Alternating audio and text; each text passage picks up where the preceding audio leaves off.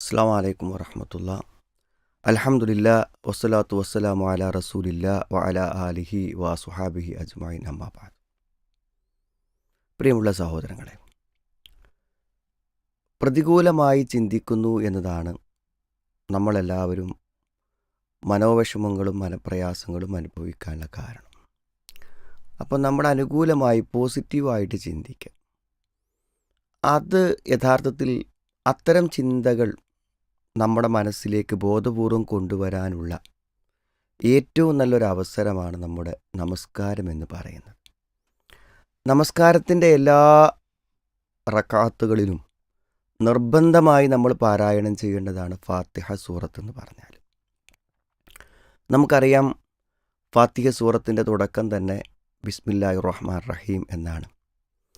അതായത് അള്ളാഹുവിൻ്റെ അനുഗ്രഹങ്ങളെ, കാരുണ്യങ്ങളെക്കുറിച്ചാണ് നമ്മളവിടെ ആദ്യമായി പറയുന്നത്. കരുണാനിധിയും പരമകാരുണികനുമായ അള്ളാഹുവിൻ്റെ നാമത്തിൽ ഞാൻ ആരംഭിക്കുന്നതാണ്.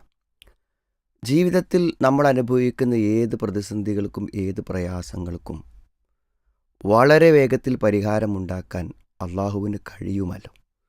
ഇന്നല്ലാഹ അലാ കുല്ലി ഷൈഇൻ ഖദീർ. അള്ളാഹു എല്ലാറ്റിനും കഴിവുള്ളവനാണ്. അള്ളാഹുവിന് കഴിയാത്ത ഒന്നുമില്ല. അതുകൊണ്ട് ഞാൻ എൻ്റെ അള്ളാഹുവോട് പറഞ്ഞുകൊണ്ടിരിക്കുന്നു, അള്ളാഹു എനിക്കൊരു പരിഹാരമുണ്ടാക്കും. എനിക്കുള്ള പരിഹാരം വൈകുന്നതിൽ അള്ളാഹുവിൻ്റെ എന്തോ ഒരു യുക്തിയുണ്ട്. ഞാൻ അനുഭവിക്കുന്ന ഈ വേദനകൾക്ക് ഇരട്ടി ഇരട്ടി അനുഗ്രഹങ്ങളുമായി അള്ളാഹു എന്നിലേക്കെത്തും എന്ന വലിയ പ്രതീക്ഷ നൽകുന്ന അള്ളാഹുവിൻ്റെ രണ്ട് നാമഗുണ വിശേഷണങ്ങളാണ് റഹ്മാനും റഹീമും. അപ്പോൾ ഒരു ബിസ്മി ചൊല്ലുമ്പോൾ പോലും പോസിറ്റീവായിട്ടാണ്, നമുക്ക് പ്രതീക്ഷ നൽകുന്നതാണ് അതിലുള്ള ആശയമെന്ന് മനസ്സിലാക്കാൻ പറ്റും.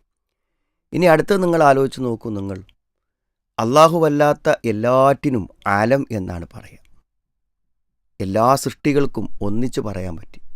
ഈ ലോകത്തുള്ള ജീവജാലങ്ങളും ജീവനില്ലാത്തവയും ആകാശവും ഭൂമിയും വെള്ളവും വെളിച്ചവും എല്ലാറ്റിനും നമുക്ക് പറയാൻ പറ്റിയൊരു പേരാണ് ആലം.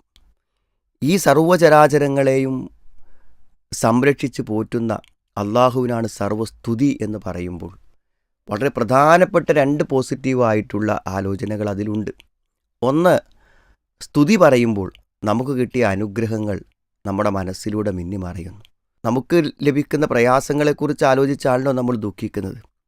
നമുക്ക് ലഭിച്ച അനുഗ്രഹങ്ങൾ നമ്മുടെ മനസ്സിലേക്ക് വരുമ്പോൾ തീർച്ചയായും എന്തെല്ലാം അനുഗ്രഹങ്ങൾക്ക് വിധേയനായൊരു വ്യക്തിയാണ് ഞാൻ എന്ന് പറയുമ്പോഴുണ്ടാകുന്ന സമാധാനം. ഈ പ്രപഞ്ചം അനാഥമല്ല, നമ്മളാരും അനാഥരല്ല. നമുക്കെല്ലാവർക്കും ഒരു രക്ഷിതാവുണ്ട്.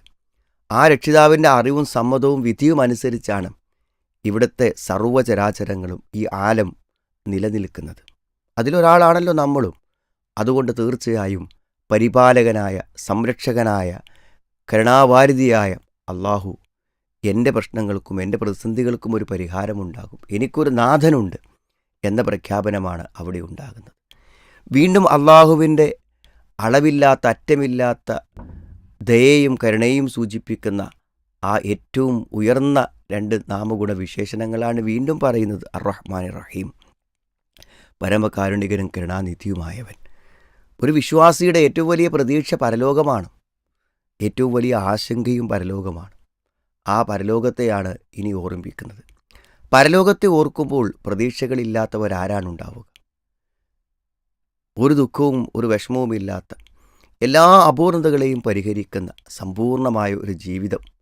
ആ ദിനത്തിൻ്റെ ഉടമസ്ഥൻ, അന്ന് വിധി പറയുന്ന നാളിൻ്റെ ഉടമസ്ഥൻ, പരമാധികാരി, അതാണ് അള്ളാഹു. അതുകൊണ്ട് തന്നെ ആ അള്ളാഹുവിനെക്കുറിച്ചുള്ള പ്രതീക്ഷ, പരലോകത്തെക്കുറിച്ചുള്ള പ്രതീക്ഷ, അതും നമുക്കൊരു പോസിറ്റീവ് എനർജി നൽകുന്ന, അനുകൂലമായ അവസ്ഥ നൽകുന്ന, മനസ്സമാധാനം നൽകുന്ന ഒന്നാണ്. പിന്നീട് എന്താണ്? ഒരു വിശ്വാസിയുടെ ഏറ്റവും വലിയ പ്രതീക്ഷയാണ് തൗഹീദ്, ഏകദൈവവിശ്വാസം.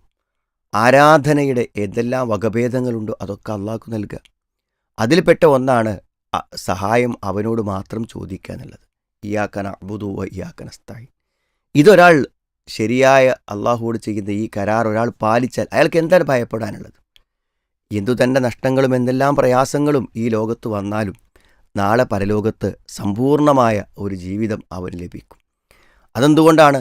മൻ ലഖിയ അല്ലാഹ ലാ യുശ്രികു ബിഹി ഷൈഅൻ ദഖലൽ ജന്ന. പങ്കു ചേർക്കാതെ അള്ളാഹുവിനെ കണ്ടുമുട്ടുന്നവന് സ്വർഗത്തിൽ കിടക്കും. തൗഹീദിൻ്റെ പ്രഖ്യാപനമാണത്. അതുകൊണ്ട് തന്നെ എനിക്ക് തൗഹീദുണ്ടല്ലോ, ഞാൻ അള്ളാഹു മാത്രമാണല്ലോ വിളിച്ച് പ്രാർത്ഥിക്കുന്നത്, ഞാൻ മറ്റാർക്കും നേർച്ച വഴിപാട് നൽകുന്നില്ലല്ലോ, അവനിൽ മാത്രമാണല്ലോ എൻ്റെ പ്രതീക്ഷ, എൻ്റെ ആരാധനകളും പ്രാർത്ഥനകളും അവനോട് മാത്രമാണല്ലോ എന്ന തിരിച്ചറിവ് ഒരു വിശ്വാസിക്ക് നൽകുന്ന പ്രതീക്ഷ ചെറുതല്ല. ഇഹലോകത്ത് ഞാൻ അവനോട് പ്രാർത്ഥിക്കുന്നു, ചോദിക്കുന്നു, അവൻ എനിക്ക് തരും. പരലോകത്ത് അവനോട് മാത്രം പ്രാർത്ഥിച്ചവന് സ്വർഗമുണ്ട്, നരകം നിഷിദ്ധമാണ് അവൻ്റെ പേരിൽ. അത്രയും പ്രതീക്ഷ നൽകുന്നതാണ് ആ വചനങ്ങൾ. പിന്നീട് എന്താണുള്ളത്? ഇഹലോകത്തെയും പരലോകത്തെയും വിജയത്തിൻ്റെ നിദാനം എന്താണ്? അള്ള പറഞ്ഞ പോലെ ജീവിക്കുക എന്നുള്ളതാണ്. നമ്മുടെ പൂർവിക പ്രവാചകന്മാരും സച്ചരിതരായ മുൻഗാമികളും എല്ലാവരും സഞ്ചരിച്ച ആ സ്വർഗത്തിൻ്റെ പാത, അതിൽ നിന്ന് വഴിതെറ്റാതെ അണുകിട വ്യതിചലിക്കാതെ മുന്നോട്ട് പോവുക. അങ്ങനെ ഒരാൾ അള്ളാഹുവിൻ്റെ ദീനനുസരിച്ച് ഇവിടെ ജീവിക്കുകയാണെങ്കിൽ അള്ളാഹു ഇവിടെ സൗഭാഗ്യങ്ങൾ നൽകും, അനുഗ്രഹങ്ങൾ നൽകും. നാളെ പരലോകത്താണെങ്കിലും അങ്ങനെ തന്നെയാണ്. ഇഹ്ദിന സിറാത്തുൽ മുസ്തഖീം, സിറാത്തുൽ മുസ്തഖീമാണ് നേരായ വഴി. വഴി എന്തിനാണ്? സഞ്ചരിക്കാനുള്ളതാണ്. ഏത് വഴിക്കും ഒരു ലക്ഷ്യമുണ്ട്. അപ്പോൾ ഈ നേരായ വഴി എവിടേക്കുള്ളതാണ്? അത് അള്ളാഹുവിലേക്ക് എത്തിക്കുന്നതാണ്, സ്വർഗത്തിലേക്ക് എത്തിക്കുന്നതാണ്. ആ നേരായ വഴിയിൽ എന്നെ നയിക്കണം. അങ്ങനെ അള്ളാഹു നേരായ വഴിയിൽ നയിച്ചാൽ ഇഹലോകത്തും പരലോകത്തും അയാൾക്കൊന്നും ഭയപ്പെടാനില്ല. വഴി തെറ്റിപ്പോയ ഒട്ടനവധി ആളുകളുണ്ട് പൂർവിക സമുദായങ്ങളിലും മറ്റു പലതിലും. അവരുടെ ഒന്നും വഴിയിൽ എന്നെ നയിക്കരുത് എന്ന് പറഞ്ഞുകൊണ്ടാണ് നമ്മൾ അള്ളാഹുവോട് ആമീൻ എന്ന് പറയുന്നത്. ഓരോ വചനങ്ങളും നമുക്ക് ഒരു പോസിറ്റീവ് എനർജി നൽകുന്നു, നമുക്ക് അനുകൂലമായ ഒരു മാനസിക ശക്തി നൽകുന്നു.